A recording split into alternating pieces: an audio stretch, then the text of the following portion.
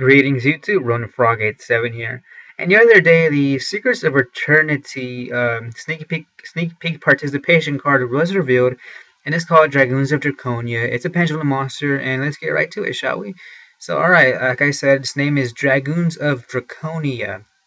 It's a fire beast warrior pendulum level 4 with a pale with a pendulum scale of 2, 1800 attack, 200 defense, with a pendulum effect that reads: once per turn, if a normal monster you control destroys an opponent's monster by battle, after damage calculation, you can add one level 4 or higher normal monster from your deck to your hand. And the monster effect, it doesn't have a monster effect because it's a normal monster, but the flavor text is: armed with muskets and iron spears, these mounted land troops of the Draconia Empire are feared by the Reptier Kingdom and other bordering nations. And on that note, guys, I hope this is like an archetype, and that we get another cool archetype like this, another cool TCG archetype. And I'm really liking all this Yu-Gi-Oh lore, but after what was it, the Dragon Horn Hunter and the other dinosaur pendulum, it doesn't seem likely that we're going to get any archetypes based off of those. But one can hope. Alright, so let's get to the effect. Right off the bat, I'm pretty sure the thing that people notice the most is, aside from all the effects, is the artwork. It's pretty cool. I mean, he has like a look at. Yes, I'm surprised that Konami actually. You know how Konami usually like censors guns and stuff when they import the cards over here to the TCG.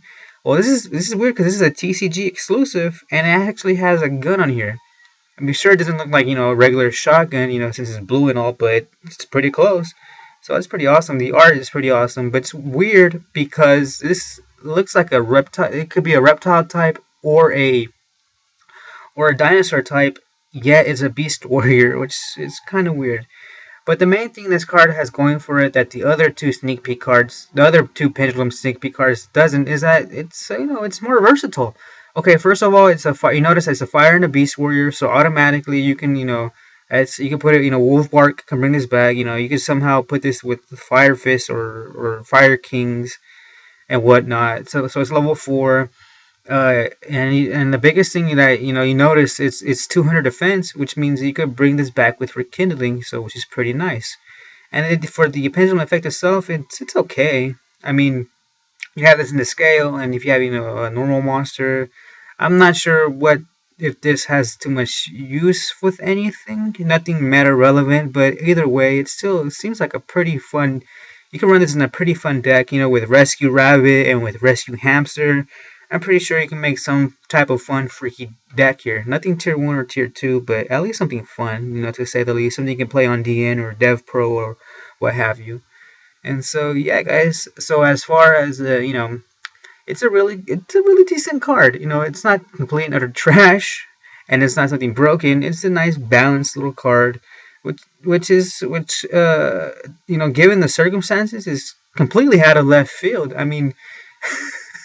It's a beast warrior fire type.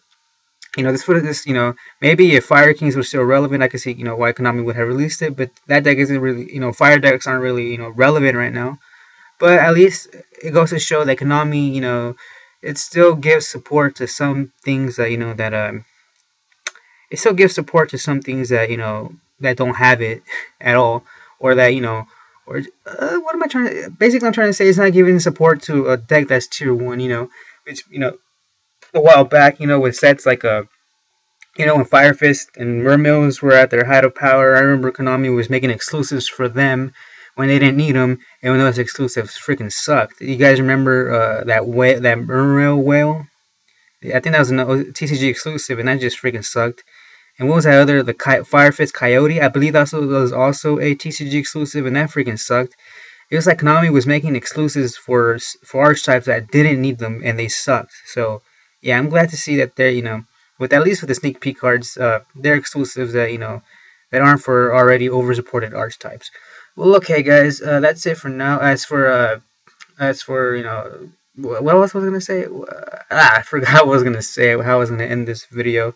But yeah, overall, it's a fun little card, and I'll pick a few of these up for my collection. I can see if I make this some weird little build, and show it off to you guys and whatnot. Alright, guys, so that's it for today. That's it for now, actually. I hope you guys enjoyed the video. If you did, please remember to like and comment. And if you haven't already, please subscribe. It means the world to me, guys. And for those of you who already subscribed, just thank you very much, guys. I wouldn't be, it just means a lot to me is what I'm trying to say. Alright, as always, I'm running Frog 87, bidding you farewell, and I'll see you guys on the next one.